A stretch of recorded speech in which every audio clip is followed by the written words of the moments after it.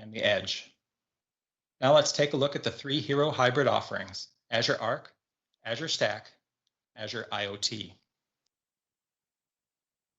A crucial benefit of Azure Arc is that it makes it possible to run Azure services on any Kubernetes cluster, whether that's on-prem, at the edge, or in a multi-cloud environment.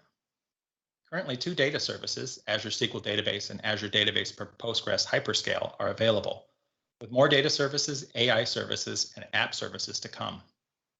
Extending Azure services across environments provides a number of benefits. First, like any cloud service, they stay up to date, and this extends to any infrastructure you choose to deploy the service. No more will you have to deal with EOS that you're used to in the on-premise world. You'll also get cloud elasticity on-prem. Thanks to Kubernetes-based execution, you can deploy a service in seconds, setting up high availability, backup, point-in-time restore with just a few clicks. It also enables you to scale workloads up or down dynamically, just like in Azure, based on available infrastructure capacity. And finally, you pay through a consistent cloud billing model to optimize your costs. Azure's built to help you maintain your Linux investments. Your existing investments don't need to disappear when you migrate your workloads. You can unleash the full potential of your Linux-based workloads with purpose-built, specialized, mission-critical, and business-critical infrastructure in the Azure cloud. We offer supported infrastructure solutions from VMware and specialized workload support for Cray, SAP, and NetApp. Azure's VMware solution provides you with a comprehensive VMware environment on dedicated Azure infrastructure built by Microsoft and VMware. It runs your VMware workloads natively on Azure, supported and operated by Microsoft, and it allows you to manage and secure applications across your VMware environments and Microsoft Azure with a consistent operating framework. Azure gives you best-in-class enterprise-grade security and compliance. You can strengthen your security posture with Azure. We offer unique intelligence to detect new threats and respond quickly. Azure provides a secure foundation so you can reduce your costs with Azure Managed Infrastructure. We give you built-in controls to simplify your security and protect your hybrid workloads quickly. And all of this operates in a secure and compliant manner, built safely in the cloud that offers advanced security features and compliance. You can streamline your migration journey with the Azure Migration Program. Azure takes a comprehensive approach and offers unique hybrid capabilities that give customers the flexibility to innovate anywhere in their environment. Enabled by Azure Arc, you can bring Azure services to any existing infrastructure, including other clouds you're using, so you can take advantage of cloud benefits everywhere, such as scalability, fast deployment, and always up-to-date cloud innovation.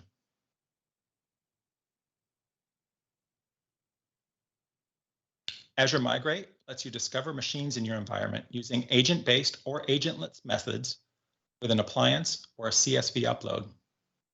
You can assess your estate with cloud readiness analysis, cost estimation, performance-based right-sizing, and dependency mapping. Then migrate in seconds with near zero downtime. We built the Azure Migration Program to help our customers getting started in their cloud. The Azure Migration Program gives you prescriptive guidance for step-by-step approach to cloud migration. AMP offers the opportunity to work closely with Microsoft experts and specialized migration partners to simplify and accelerate your migration. The program delivers technical skill building to ensure that your organization can successfully adopt Azure. Best practices for step-by-step approach from start to finish. Azure engineering support for data and infrastructure foundations, expert guidance from specialized migration partners, free Azure tools to help you efficiently execute your migration, and cost-effective offers to help you save money before, during, and after migration. You can learn more at azure.com/AMP. We're offering 3 unique values to our customer.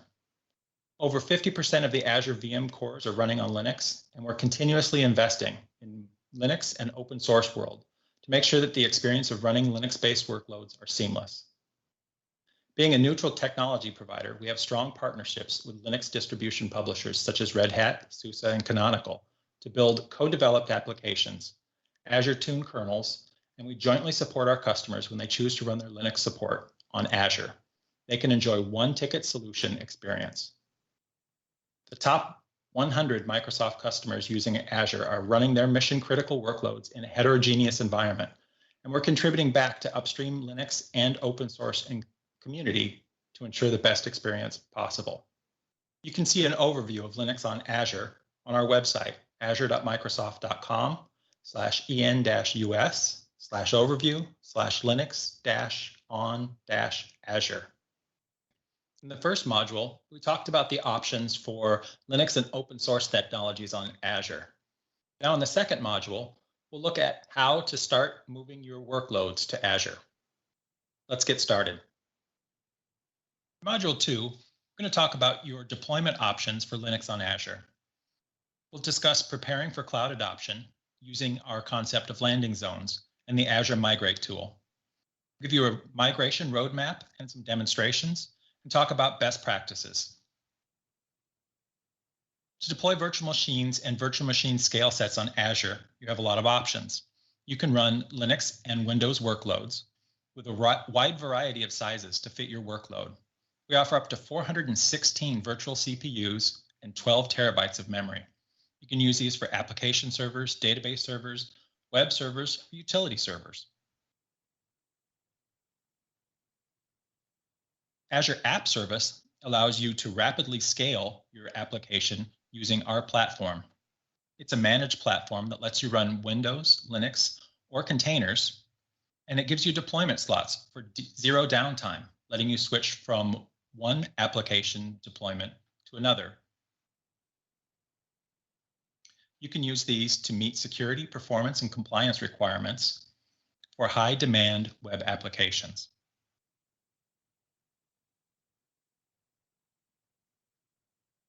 Azure Kubernetes Service gives you a managed Kubernetes system that's highly available, fully managed Kubernetes with end-to-end integration with DevOps and CI/CD. You can use AKS for a rapid development cycle, maintaining enterprise governance controls, and to simplify and standardize your operations. Azure also offers other specialized options like Azure Batch, where you can run tens to thousands of virtual machines that auto-scale based on your work queue. You can run Linux or Windows workloads and only pay for what you use. Azure Container Instances give you rapid deployment of containers in the cloud with no infrastructure overhead. You have per second billing and a familiar Docker-like container workflow. Our Azure VMware solution lets you move your in-house VMware workloads to the cloud. And for really advanced workloads, we offer Azure Cycle Cloud with high-performance computing and big compute clusters.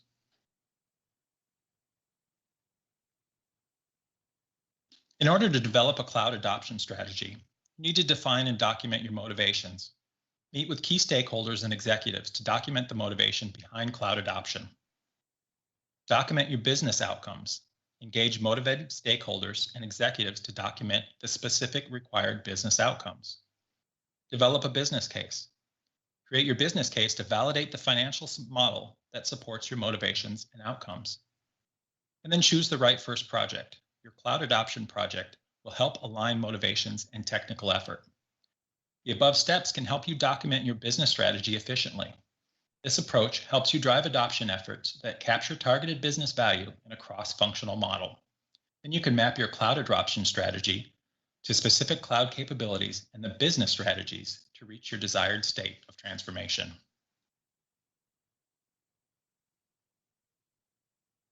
Each methodology on the previous slide is part of a broader cloud adoption lifecycle. We created a cloud adoption framework. It's a lifestyle framework supporting customers throughout each phase of adoption by providing methodologies as specific approaches to overcoming common blockers as shown. Our cloud adoption framework lifestyle starts with defining a strategy where you understand your motivations, business outcomes, justifications, and priorities. Then you plan your project by taking an assessment of your digital estate, an assessment of your organization, creating a skills readiness plan, and a cloud adoption plan. When you're ready, go through the Azure Setup Guide. Determine your first landing zone and expand the landing zone following our best practices. Then you move to adoption. Migrate your workloads from on-premise to Azure using best practices and process improvements, and innovate, moving your workloads to use new technologies and new innovation scenarios and process improvement. All along the way, you govern your adoption using methodologies and benchmarks and best practices, and manage using business commitments, operational baselines, and operational maturity.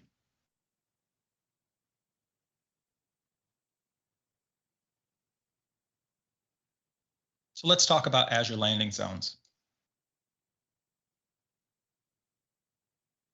Landing zones are a fundamental change in the approach to cloud migration.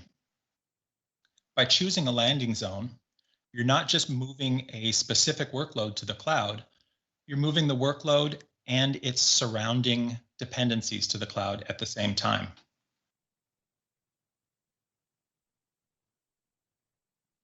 With a landing zone, we configure scale, security, governance, networking, and identity for the migration target environment.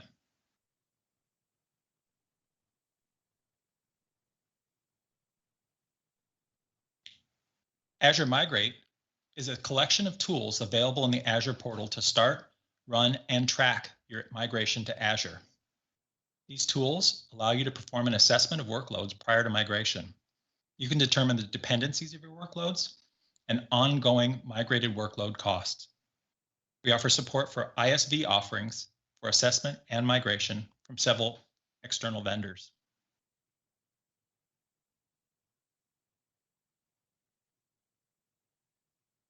This is stage one of a multi-part series on Linux architecture. In stage one, we talk about virtual machines and automated setup and partially automated provisioning with an eye towards positioning you towards growth.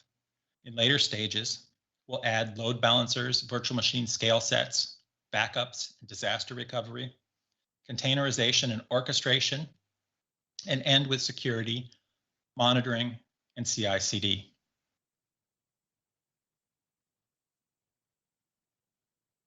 In this demonstration, I'm going to show you how you can use cloud tools to start creating infrastructure that's ready for the future.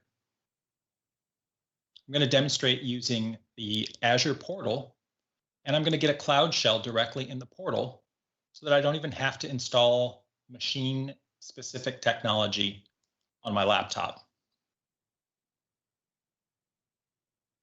So I've started with this Cloud Shell, and I've got a directory in here that's from a GitHub repository.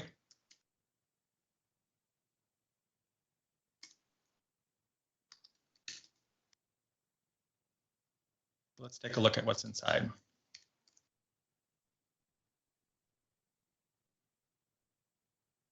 It's a little hard to show you this from a command line, so why don't I pull up a visual editor from my portal here using the same command that I would on my laptop. So now I've got a stripped down version of Visual Studio Code, and I'm much more comfortable navigating through this. So this application is a Terraform module that's going to walk us through some of the best practices for deploying virtual machines using Linux on Azure. So we'll start at main, just like we would if we were reading operation source code. This is a Terraform module that uses the Azure resource module, Mark. This is a Terraform module that uses the Azure resource provider in order to configure all of the tools and resources that we need for 3 virtual machines and their supporting infrastructure. So using this configuration language, which is HCL, we're going to declare what we want using declarative method. We're going to declare that we need a resource group. And this HCL gives us a way to use variables so that we only have to declare those once. And then they can be reused throughout the rest of our program. So in main here, we're declaring a resource group, and we're declaring a virtual network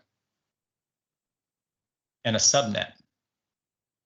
Those networks are going to be joined to a security group that's going to allow TCP inbound SSH access, but only from my IP address. So we're going to lock down our network so that I can SSH from home, but it's not open to any others. We'll use api.ip.ify.org in order to get my IP address. And then we have different Terraform modules for each of the 3 virtual machines that we're going to create. Let's look at the application server. We're going to create an Azure virtual machine. So we've declared a resource called app.vm. Its name will be our prefix, which is declared in the variables file, plus app.vm, and the location also declared in the variables file. It will be in our resource group, and it will have its own network interface. We declared the size to DS1v2, so it's a relatively small machine. And we're going to use Azure's support for Cloud Init to create a Cloud Init configuration that will get run as soon as the app server is provisioned. Let's take a look at that Cloud Init. This is standard cloud config format, and it tells the operating system what to do immediately after it's provisioned. So we're asking it to update its packages. So if this is an Ubuntu machine, it's going to run apt-update, and it will upgrade its packages if there are any that are out of date. We're also declaring that the ephemeral disk that is attached to all Azure virtual machines be provisioned with a master boot record and reformatted so that it's used as our swap machine. Remember, the ephemeral disk that's attached to every Azure virtual machine is not guaranteed to be persistent between reboots. So it's a perfect disk to be using for swap.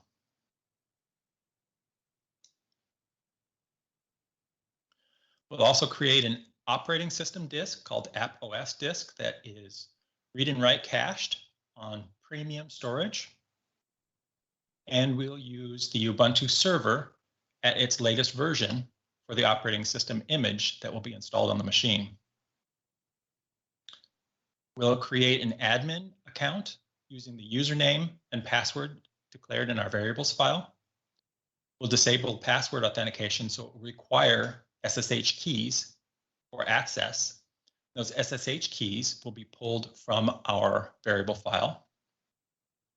We'll create a managed disk, attach the disk to the virtual machine, attach the network to our subnet, attach it to our security group, and assign it a public IP address, which we're capturing so that we can look at it later.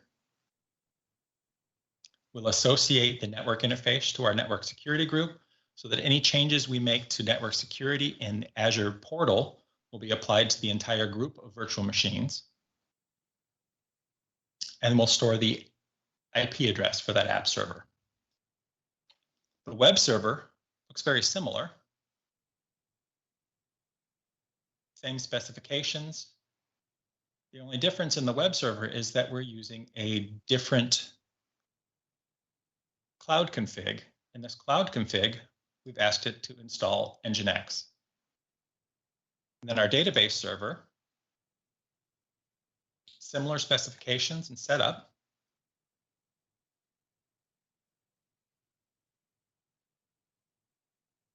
Including using the ephemeral disk for our swap. So let's take a look at the variables that are included in here. These variables are declared once, and sometimes we prompt for them so that if they're not included in the file, we can enter them from the command line. So we've declared that we want to use East US2 as our region. Our admin user name I've decided will be BJK, which are my initials. We'll prompt for a password. And we're going to use stage 0 as the prefix. So all of the resources that get created will have stage 0 prepended to the resource name. And we'll create tags so that in Azure Portal, we can search for these resources by looking for tag of iteration equals 1. The SKU for our machines will be 18.04-LTS. So we're declaring which version of Linux we're going to run. And then the SSH key that we're going to use is the one that's in my Azure portal in my cloud account. So this is where the rubber meets the road. We're going to go see how this works. Let's go into stage 1 directory. Let's type Terraform plan. Terraform plan takes a look at the configuration that we've declared here. It uses my credentials for my Azure account, and it checks to see if these resources that I've declared are already available and what state they're in. So it's asking me for an admin password. This is the password that's going to be used for Terraform locally and for the administrator account on the server. So I want something that's really secret. So let's use a nice secret password.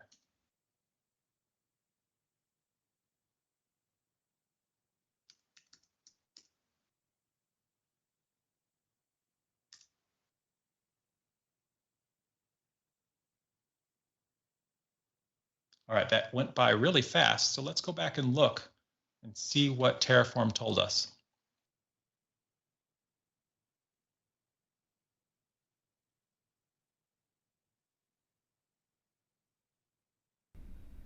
All right, so our Terraform configuration managed its dependency graph and determined that we needed to make IP addresses for each of the machines first. So it decided that it needs to create IP addresses for the app server and the database server and the web server. And we won't know what those are until we've actually applied this plan. We're going to create a security group. We're going to create a security group for each of the individual machines and one for them together. We'll paste in our SSH key and send that to each of the servers. Create operating system disks for each of the machines. And configure the disk assignment and how they're attached and where they're attached. The cloud config will be sent up. The network connections will be configured. And all of this is determined from those Terraform modules that I created. So once we've looked at this and decided that this is what we want to do, we can type Terraform apply.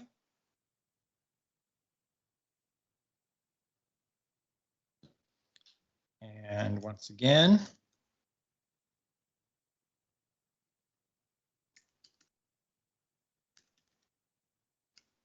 very secret password.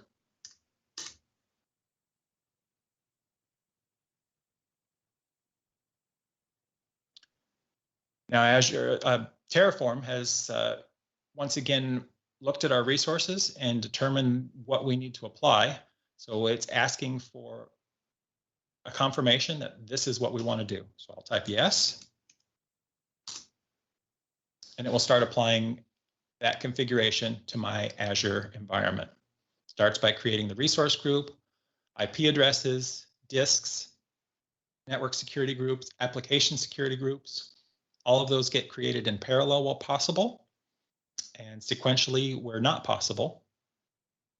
And after just a moment of spinning, we'll be able to take a look at these in our portal.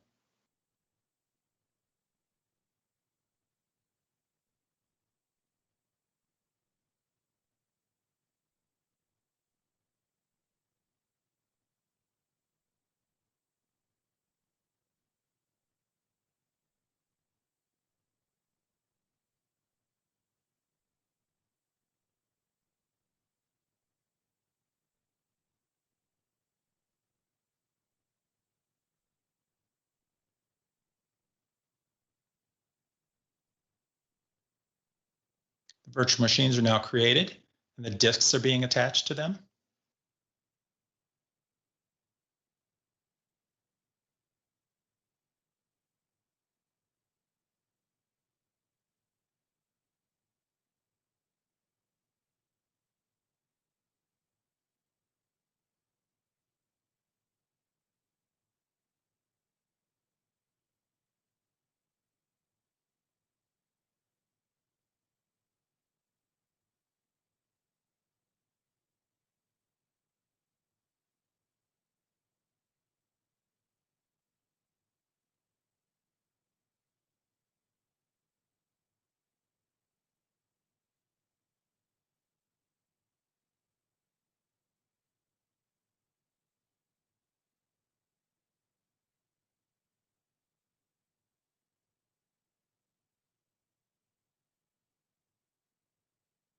And it's finished. So it tells me that it's created 28 resources. It hasn't changed or destroyed any. So we started with nothing, we added 28 resources. Let's go take a look at those resources in the portal. So we told it that we were going to have a resource group called Stage 0. So let's take a look at my resource groups. And now we've got a Stage 0 RG. In that Stage 0 RG, we have disks, application security groups, network interfaces, IP addresses, and virtual machines that we declared inside our Terraform configuration. Let's take a look at one of the virtual machines to see what it looks like. Here's the web server. So the web server has a public IP address. Let's copy that because we might want to look at that in a minute. Got all of the information that we need about it. Why don't we go make a connection using the cloud portal?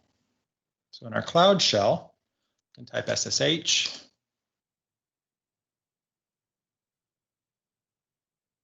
And paste in the IP address. Since it's the first time, we'll have to authenticate the key.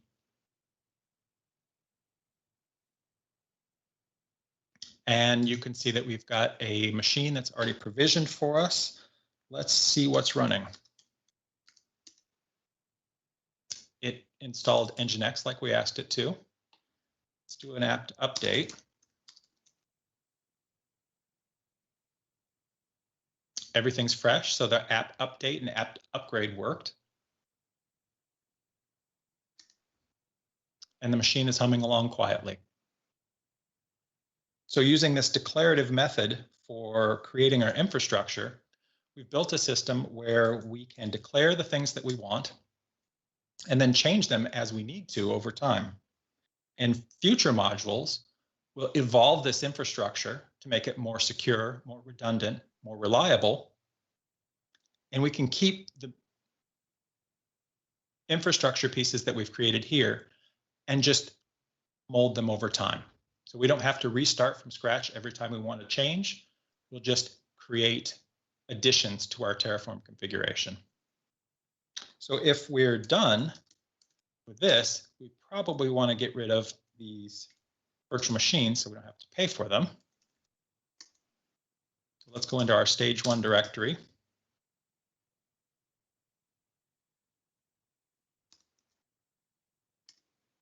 And we'll type Terraform destroy. We need to use the same password.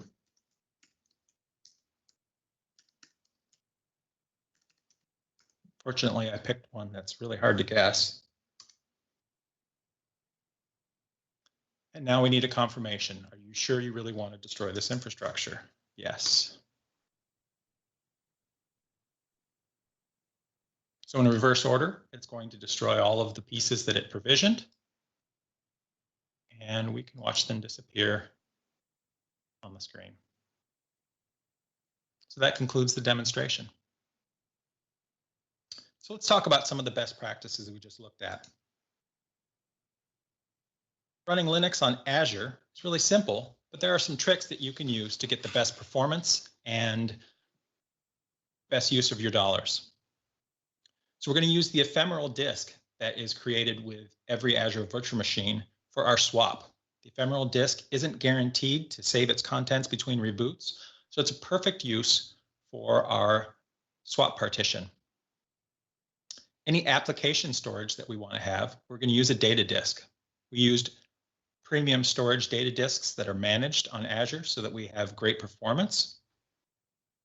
We're going to use application security groups and network security groups together so that we can simplify our network rules. We can apply rules at the application and network level, and they'll apply to all of the resources that are tied to those application and network security groups.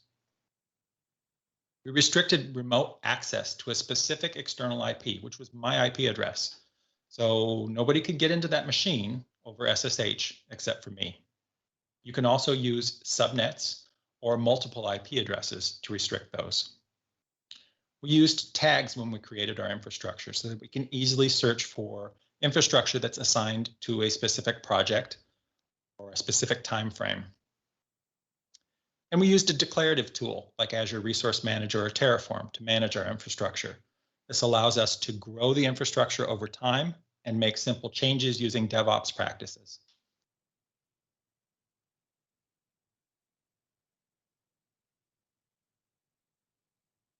In summary, a well-planned cloud migration will be more successful than an ad hoc migration. Azure Migrate provides a set of tools that allow you to assess the cloud suitability of your workloads, including determining workload dependencies prior to your migration, and then helps you migrate these workloads to Azure. Rationalize your on-premise workloads prior to migrating them. Containerize your applications and migrate the container rather than migrating an entire virtual machine. Determine if any workloads that you plan to migrate still need to be used. You may have workloads that don't need to run anymore. And finally, ensure that your Azure environment is prepared for workloads by using landing zones. This concludes part 1. Let's recap what we've seen so far. In Module 1, we talked about the options for running your Linux and open source workloads on Azure. And we followed up with Module 2, where you ended up with a specific plan for starting your migration. So thanks for your attendance so far. We look forward to seeing you next time for part 2 of this Microsoft Azure Virtual Training Day, Linux OSS database migration, where my colleague Dandy will discuss migrating MySQL and Postgres workloads to Azure.